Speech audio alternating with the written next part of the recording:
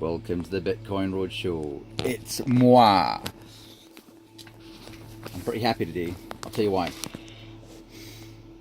Yesterday, we hired a really good engineer who has like every certification we could ever hope for a new starter anyway, from South Africa.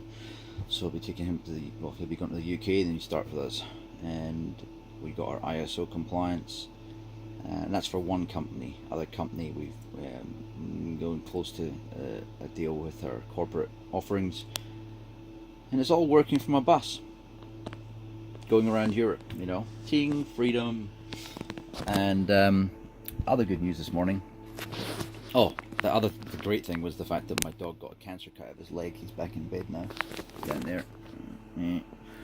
Anyway.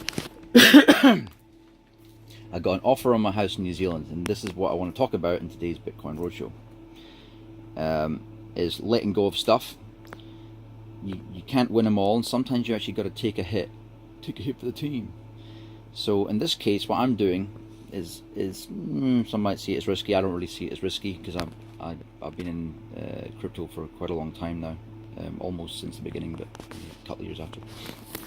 Anyway. I've had some land in New Zealand I've had for 12 years. Sorry, just woken up. I had some land I had for about 12 years in New Zealand, and it's been a fucking white elephant hung around my neck, with a fucking barbed wire. It's been really shit.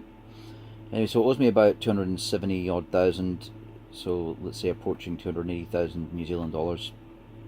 And the market has a resurgence in New Zealand, and it's gone up very high because the Chinese injection of fake money, like what happens everywhere at the moment, has just made real estate go crazy. But not land. People are buying houses. It's often overseas investors who just want to sit on it, and basically a ghost house. No one ever lives in it. Anyway. So why is that a good thing? Well, it's not really a good thing, but it kind of is, because sometimes in life you need to take the hit and realize, you know what, you don't win them all. And in this case, I'll be getting half back of my investment. But the way I see it, and when I first started to put this up for sale, when I noticed Bitcoin go below 6 grand, and I thought, it could head towards 2,000. Still could. And I know that I missed out on a 4K low. A friend of mine in Vegas had some coins for sale the other week, and I offered them to my dad. And within 24 hours, it had gone from about 4,800 to I think 5,200 in the space of about 24 hours. So that was around start of April, I think April Fools or something like that. Anyway, besides the point. So he missed out on that, and I didn't have the money freed up to buy it because I just accumulate more. Whenever I get money, I don't like to live in more than, let's say, 10 grand worth of cash. You don't need more than that at any one time. You're always going to come across money, and if you keep that balance about 10 grand, well, let's say even down to 5 grand, you'd be fine for most eventualities, unless you're in America. But if you're in, let's say, even the UK, but I just don't trust being there. I just hate the government. But if you're pretty much anywhere in Europe, you can survive pretty well on that, especially if you're on the road, if you've already bought an RV like I have, or a bus, or whatever the hell it is you've got, or a car, and you've got everything jammed into it. It doesn't matter. It doesn't take that much to live outside the system and have all the comforts of home. Okay, I don't have a bath, but I do have a shower.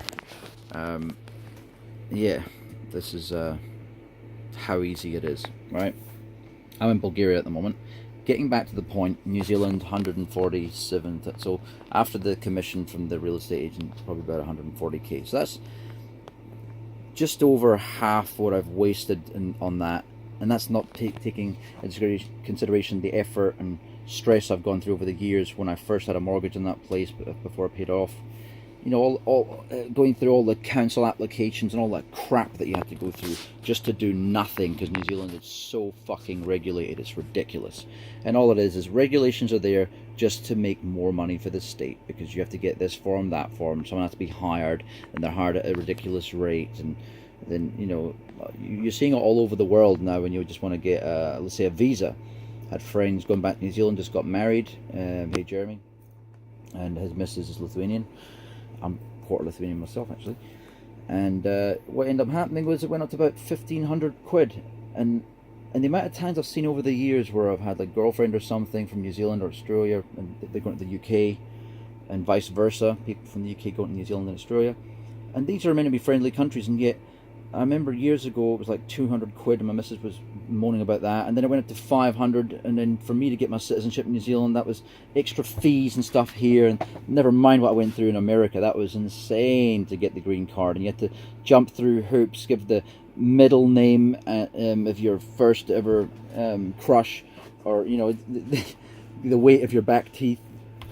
They just ask you the most ridiculous questions, and money all the time. That's what's always attached to it. Anyway, by selling this land, I released myself from the bullshit of the New Zealand system.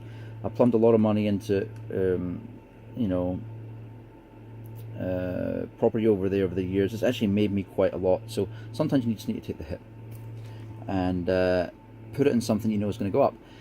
Now, see, okay, I missed out on $4,000 Bitcoin. I might miss out on 5, 6, 7.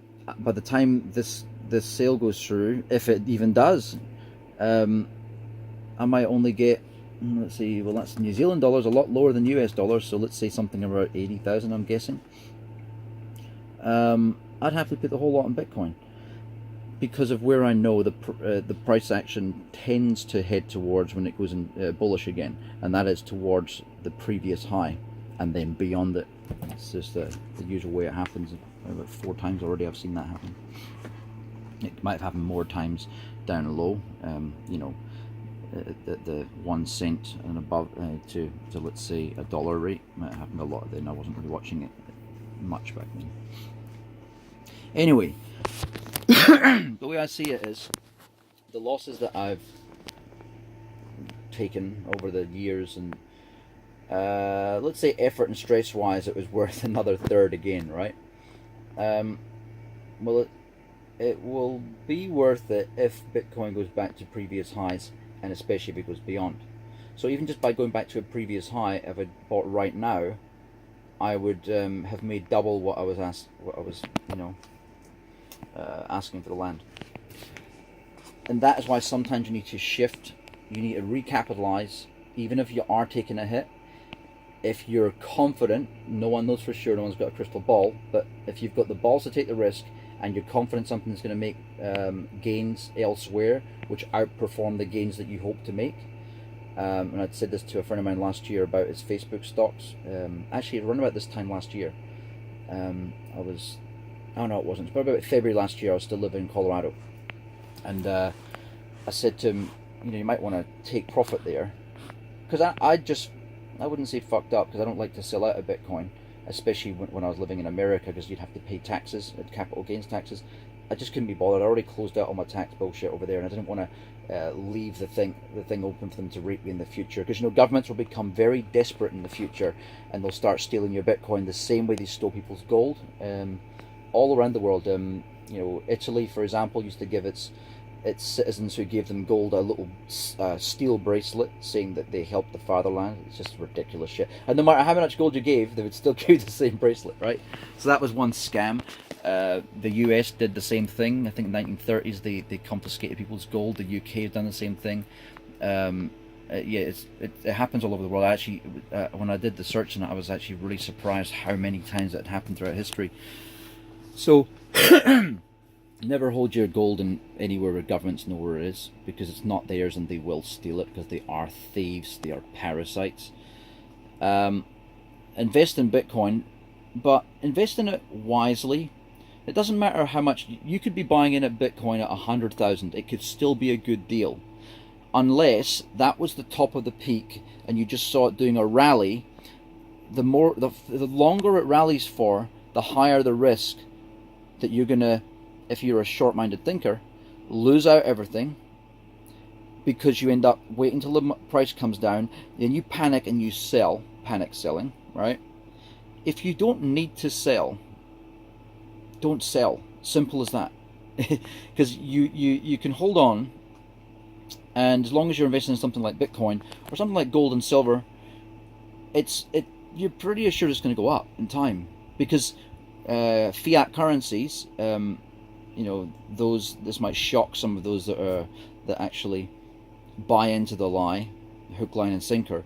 When you get left holding that bag of shit, because that's what it is, like the Zimbabwe $1 trillion note, or the Argentinian collapse that happened there. I can't remember their currency, lira or something. And the situation like we had in Cyprus when they effectively shut the banks down to stop people getting the money out, because it would expose the lie that happens everywhere, which is fractional reserve, and banks don't have enough money to pay you back, basically, ever. They can't afford running the banks. The situation can't happen with Bitcoin. So, I'm back to being a maximalist again. I was an inclusive before, as far as all other crypto. I think there's a space for it, but not as your main holdings in your portfolio. Certainly not anything over 20% of your crypto portfolio should be in anything except for Bitcoin. And that's kind of how I roll. Probably, I don't know, maybe a bit more than that unless I'm trading actively. Anyway, so what I'm going to do now, I'm going to take a risk, and please watch the space. It depends how long this real estate deal takes to go through, even if it ever does. It should do. And then how long it takes to get my money from New Zealand to where I am. If my Bulgarian bank account's still open, because just as bad as any other country, if you've got money in a bank, they just rape fees out of it all the time. So even though I had a few hundred in it, that was done in 2012 or 13. It's probably got nothing in it now. It's probably this happened at Barclays Bank in the UK at one of my business accounts, and I went back there after a few years, and they said I owed them 80 quid. It was like a few hundred in there, like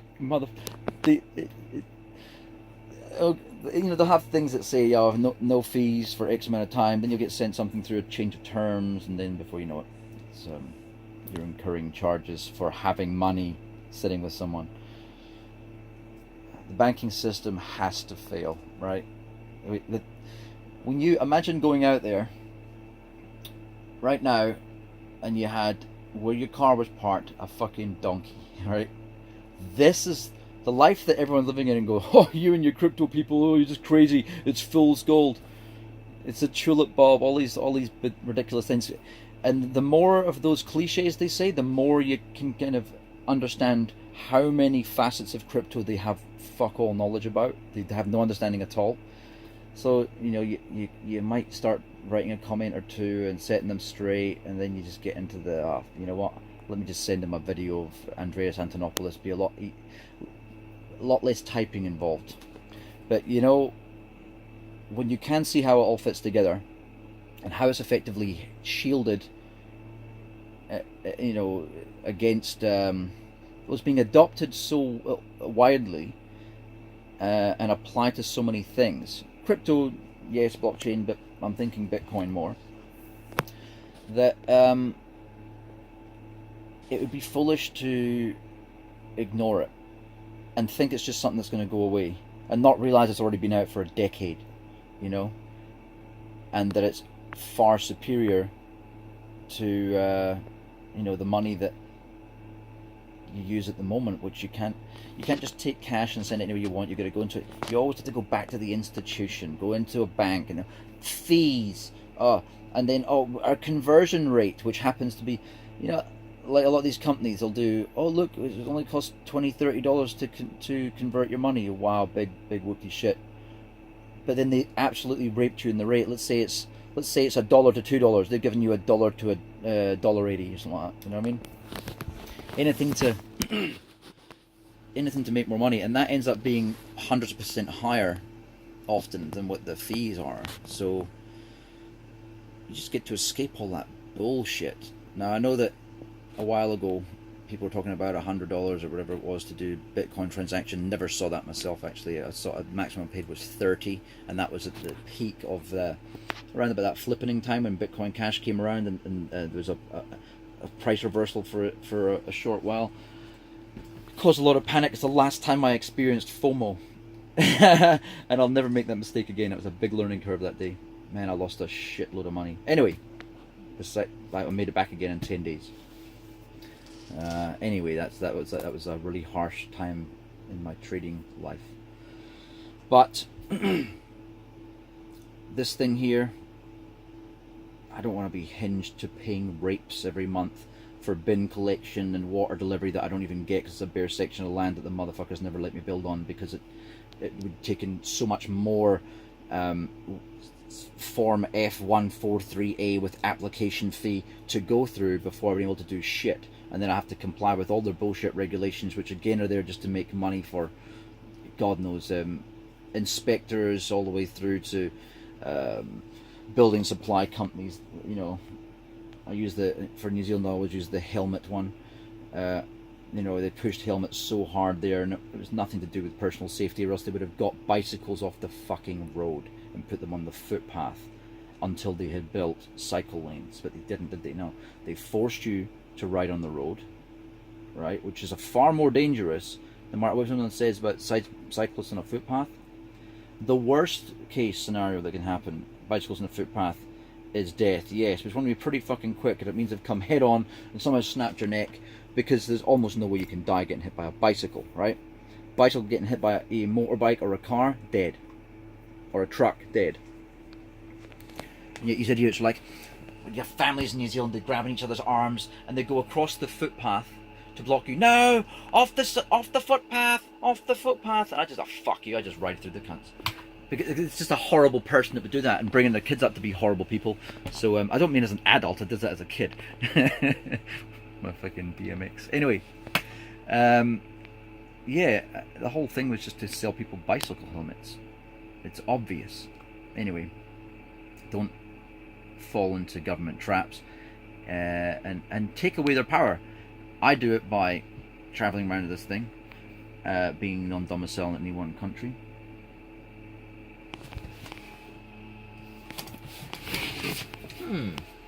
That's that pump. Nope, it's not.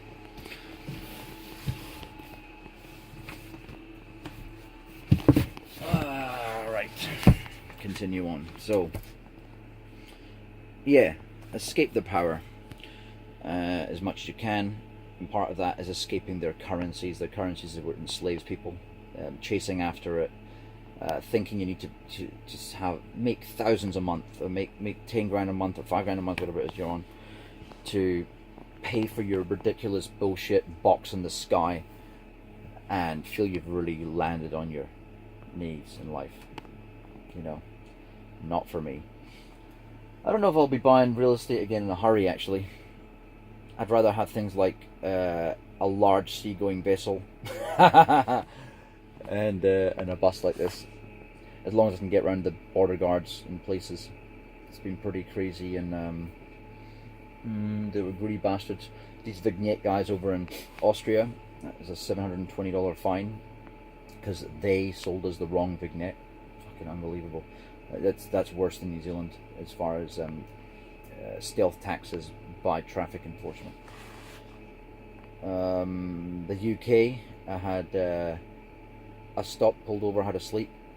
It ticked over midnight. It wasn't even like 8 hours or anything. It was only like 3 or 4 hours. And the bastards gave me a ticket, which I'm not going to pay. Ha ha ha ha ha! I don't give a shit about your stupid ticketing system. It's a fucking roadside service stop, right? People get tired, and this is why pumping your tires up in the UK, talk about stingy, costs you money. There's so many places in the world you have to put in, like America, for example, capitalist. You have to pay for air at a gas station. It's pathetic. Oh no, on you go, customer. Go well with your flat tires and your wobbling car. You know what I mean? It's just ridiculous. And flat tires become hot tires, and then they become burst tires. Yep. Yeah, so I've spoke a lot longer than I was meant to on a very simple thing. Basically, sometimes take a loss, invest your money in something that you think is going to make it, and then put that... Sometimes you're holding an investment like a ball and chain, like, you know, a white elephant, and just the energy of it alone, the negative annoyance energy, and just not having things freed up to take advantage of good deals. You can always make back the losses anyway, but just having that feeling of freedom away from shit, away from you know, ball and chain, is actually worth, you know, worth taking the risk, in my opinion. Of course, if it all goes tits up, well, you just won't be. You won't have what you gain, but you still won't have that ball and chain around your neck where you got to pay, say, the government just to exist, or else they'll steal. Because that's what they said when I did a protest, no pay for 2 years. They were going to steal my property. So just remember that you never really own property, as far as real estate is concerned. The government can always steal it. Regimes always change. If you have metals or emeralds hidden away and safes around the world, you're much better off than being with a bank. Even if 2 of those safes gets broken into and you get left with 1, you're still better off than you are with a bank. See, the bank, you put your money away, and let's say you get quantitative easing, and I've got, I don't know, 100. Let's say I've got 100k in American dollars in a bank in America, right? Trump comes along, has to sign $1 trillion bill or whatever it is. Or let's say they just add 3 zeros to the end of the, the treasury with the reserve, what the money supply is. So what happened? That happens a lot, right? It's called increasing the debt ceiling, quantitative easing. So anyway, what ends up happening is you first of all look over at another country and go, oh, thank God we're not like Cyprus, where they blocked the banks and then said that we'll open them again, but you're gonna 20% of your wealth is going to be gone to keep us afloat, basically. So they stole the money, they taxed them. So that's pretty bad. Well, you've got your 100,000 in America, and then they add 3 zeros to the money supply, which effectively dilutes the whole money supply. Makes sure money have less buying power, which is why you pay $20-30 for a movie today, and you pay a few cents back in the 1930s. It's because of that. So if you stay in that sort of currency, what am I talking about again? If you stay in that currency, then you're beholden to all their rules and all their rigging, which is interest rate fluctuations. So you got your 100k in your account, as I was saying before, and what ends up happening? Well, 3 zeros get added to the end of the money supply, but not to your savings. So you actually got raped harder than the guy in Cyprus, yet you think you're better off than him. And this is the people holding on to money in Venezuela. I mean, even if they had moved the money into the petro, which is the cryptocurrency, which is actually a minor cryptocurrency, even if that is a fairly shit coin, maybe you can see too quickly. I tend to think it's actually a good idea, mineable and hinged to something like oil, but I think the oil has to be out of the ground. But even if they put the money in that, it wouldn't have gone down as fast as the Bolivar. Is it Bolivar? No, Bolivian. Their currency did. I can't remember what their one is. Yeah, it wouldn't have gone down that fast. So just showing you again that even with a shit coin, you can protect your money more than you can shit fiats.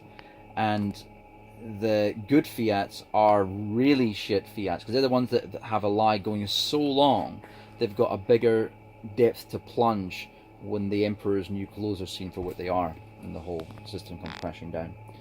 Which isn't far away, because it didn't rely on human beings waking up and actually growing a pair of nuts. Because if it did, we would have been here forever.